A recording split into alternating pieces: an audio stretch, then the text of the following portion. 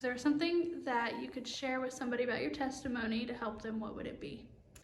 So my story is different than most people's. I grew up literally on a church pew as a young child. My parents always took me to church.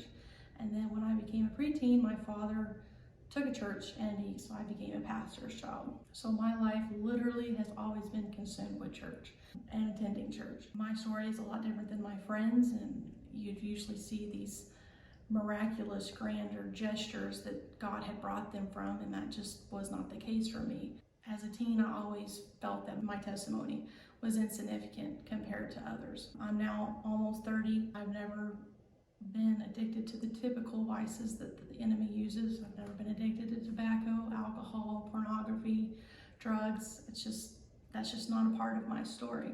And so growing up, I always felt that that was so insignificant.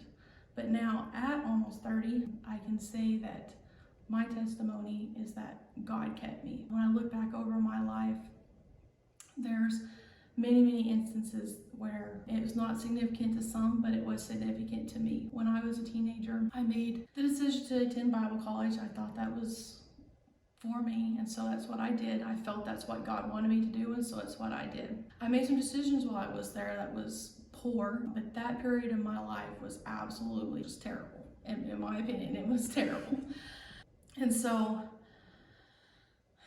probably the lowest that I've ever been in my life happened during that period. I was 19 years old, and I was calling my parents weekly, begging them to let me come home. And my dad just told me that I wasn't a quitter and I would not be dropping out. So I stayed the course. But in that period, I became so depressed. There was many times that I contemplated suicide and thought about taking my own life. And really, truly, the reason that I believe it was because that God kept me.